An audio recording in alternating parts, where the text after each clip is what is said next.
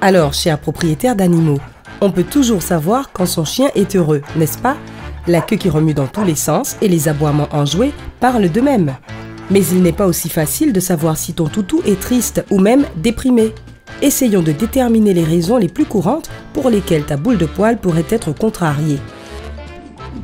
En commençant par numéro 12, tu n'as pas établi de routine quotidienne ni de règles pour ton chien. Ton chien a sa propre horloge biologique. C'est pourquoi la routine est si importante. Les chiens veulent et ont même besoin de règles à suivre. La cohérence rend le monde prévisible pour eux, de sorte qu'ils deviennent plus confiants et moins stressés. Essaie de nourrir, de promener et d'éduquer ton chien à la même heure tous les jours. Avoir une routine quotidienne ne veut pas dire qu'on va s'ennuyer. Le docteur Debra Primovic recommande de prévoir du temps de qualité avec ton animal dans cette routine fixe. Il peut s'agir de quelque chose d'aussi simple que de s'asseoir l'un à côté de l'autre et de regarder la télévision. De temps en temps, tu peux laisser le chien choisir les émissions à regarder ensemble. Quelques jours seulement après avoir commencé à suivre une routine quotidienne, tu verras que ton chien sera plus heureux. Numéro 11. Tu aimes habiller ton chien. Si tu n'as pas entraîné ton chien à porter des vêtements depuis qu'il est chiot, tu auras du mal à le faire à un âge plus avancé. C'est bien de mettre un pull ou un manteau à ton chien pendant les promenades si tu as un tout petit chien ou une race à poils courts. Il est conseillé d'utiliser un mélange de laine lavable et de coton ou d'acrylique. Cependant, si tu as un husky de Sibérie, un malamute ou une autre race avec un poil dense, tu n'as pas besoin de l'embêter avec un pull. Les chapeaux et les costumes sont inconfortables pour toutes les races et ils ont juste l'air bêtes. Après tout, ça n'engage que moi et certainement pas la direction de Sympa. À chacun son sens de l'esthétique et de l'humour. Numéro 10. Tu utilises plus les mots que le langage corporel. En 2018, un groupe de vétérinaires de l'Université de Bari a réalisé une étude complète sur la communication chez le chien. Ils ont constaté qu'au terme de 30 000 ans de vie avec les humains, les chiens ont acquis certaines aptitudes à communiquer pour comprendre leur maître. Ils comprennent les commandes de base, telles que marcher, la récompense, jouer, etc. Mais ils ne parlent toujours pas le langage humain. Ils se fient à ton langage corporel pour essayer de comprendre comment tu te sens et ce que tu penses. Comme lorsque tu dis des choses peu claires, telles que « pas bouger », alors que tu te penches vers lui en tendant la main vers l'avant. Ton chien se fâche parce qu'il ne sait pas si tu veux vraiment qu'il ne bouge pas ou qu'il s'approche. Essaie donc de communiquer davantage avec ton corps quand tu parles à ton animal, au lieu d'essayer de discuter avec lui. Numéro 9. Tu embêtes ton animal. Tu as déjà aboyé devant un chien qui aboie? Oui. Ou peut-être tiré sur la queue d'un chien? Non. Ou mieux encore, tu montres une friandise à un chien et puis tu la caches ou tu la manges toi-même, si ce n'est pas de la nourriture pour chien, bien sûr. Coupable, souviens-toi de ça. Ce qui est drôle pour un humain peut être blessant et offensant pour un animal. Selon le Whole Dog Journal, taquiner ton animal n'aide pas la compréhension mutuelle et peut engendrer un comportement obsessionnel compulsif et d'autres problèmes. Numéro 8. Tu tires sur la laisse de ton chien. Ton chien peut non seulement lire ton langage corporel, mais aussi les niveaux de tension de la laisse. Quand tu tires dessus, tu signales que tu es tendu, nerveux ou en état d'alerte, ce qui cause du stress. Il ne faut pas non plus laisser ton chien te traîner partout. Si ton animal ne t'écoute pas, arrête-toi. Dès que la laisse se relâche et que le chien te regarde, tu peux continuer ta promenade.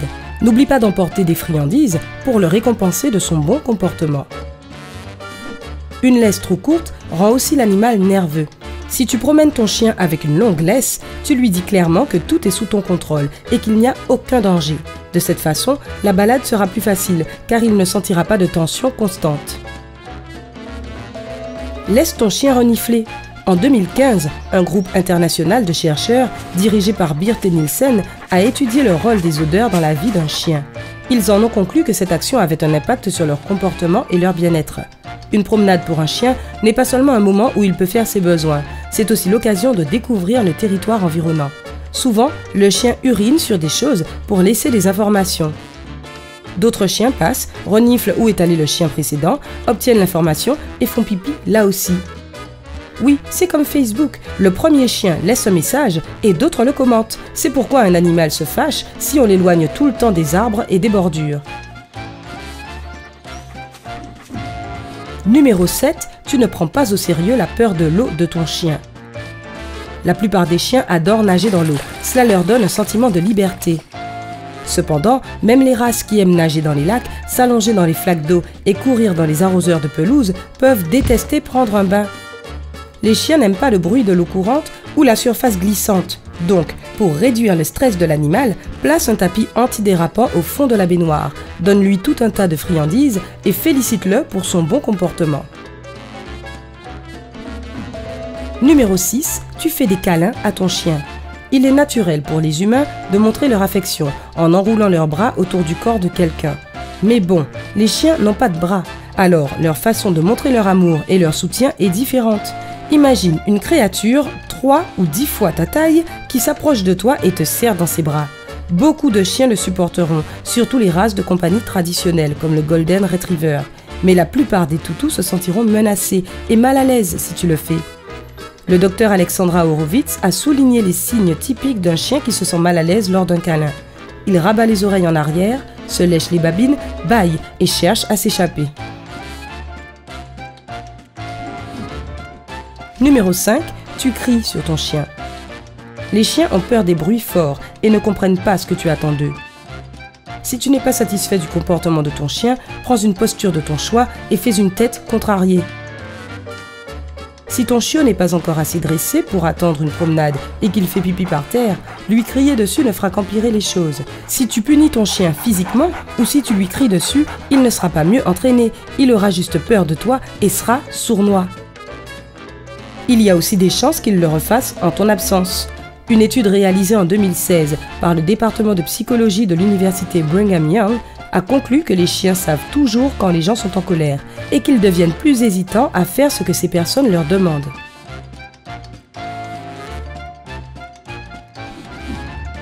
Numéro 4. Tu ne joues pas assez avec ton chien. Si tu n'as pas assez de temps pour jouer avec ton toutou, prépare-toi à ce qu'il mette le bazar à la maison quand tu n'es pas là. Ton animal a besoin de libérer son énergie et si tu ne peux pas l'aider, il trouvera le moyen de le faire à sa guise et ça ne va pas te plaire. Jouer avec ton chien est important. Des activités comme la course à pied aident à développer son endurance physique et jouer à cache-cache, par exemple, est bon pour son intelligence. Rebecca Somerville, spécialiste du comportement animal à l'Université d'Édimbourg, explique qu'un chien qui joue seul n'est pas un signe de bonheur. Il pourrait s'agir d'essayer de te montrer à quel point il s'ennuie et de crier à l'aide. Jouer ensemble est un excellent moyen de créer des liens et de protéger la santé de ton chien. Numéro 3. Tu laisses ton animal tout seul. Les chiens sont des animaux sociaux et ils n'aiment pas être seuls. Bien sûr, tu ne peux pas passer tout ton temps avec ton chien, j'espère pour toi, mais tu peux diminuer son niveau d'anxiété. Pour ce faire, passe le plus de temps possible avec lui lorsque tu es à la maison. Respecte un emploi du temps précis. L'animal doit connaître l'heure à laquelle tu quittes la maison et celle à laquelle tu reviens. Achète plusieurs jouets pour que ton chien puisse se divertir pendant ton absence. Numéro 2. Tu laisses des inconnus caresser ton chien. Si un inconnu s'approche de ton chien et essaie de le caresser en disant « Oh, comme il est mignon », la meilleure chose à faire est de le remercier et de lui demander poliment de ne pas s'approcher. Ilana Reisner, comportementaliste vétérinaire, explique que le caractère ou l'humeur de ton chien peuvent être différents et que même le chien le plus sociable et gentil peut avoir une réaction inattendue. Si tu laisses tout le monde toucher ton chien, tu le stresses et tu cesses d'être un leader à ses yeux. Quand je dis inconnu, je ne parle pas seulement des humains, mais aussi des autres chiens. Certains maîtres aiment tout simplement forcer leurs chiens à aller dans les rassemblements canins, dans les parcs. Maintenant, réfléchis. Est-ce que toi, tu veux te lier d'amitié avec tous les humains que tu rencontres dans la rue? Si ta réponse est non, pourquoi la réponse de ton chien serait oui? Numéro 1. Tu es déprimé. Si tu as remarqué que ton chien est triste, fais attention à ton propre état d'esprit. Ton animal ressent ton humeur, et si tu te sens mal, ton chien peut aussi être déprimé. Le docteur Wailani Sung explique que la dépression n'est pas contagieuse, mais lorsque tu te sens démoralisé, tu fais moins attention à ton animal, ou tu le fais avec beaucoup moins d'enthousiasme. Ton toutou peut améliorer ton humeur, mais tu devrais aussi faire des efforts. Reprends-toi et va faire une promenade avec ton chien, ou joue avec lui au parc. Et tu feras beaucoup de bien à ta boule de poil si tu arrêtes de fumer. Différentes études, dont une en 2007 sur 30 Yorkshire Terriers à l'Université de Brasilia, ont montré que les chiens souffrent du tabagisme passif, ce qui peut entraîner de graves maladies pulmonaires. Alors fais attention. Maintenant, c'est ton tour. Comment est-ce que tu réconfortes ton chien quand il est visiblement contrarié? Dis-moi tout dans les commentaires. Si tu as appris quelque chose de nouveau aujourd'hui, alors aime cette vidéo et partage-la avec un ami. Mais hey, ne t'en va pas tout de suite. Nous avons plus de 2000 vidéos sympas pour toi. Tout ce que tu as à faire, c'est de choisir la vidéo à gauche ou à droite, de cliquer dessus et de profiter. Reste du côté sympa de la vie.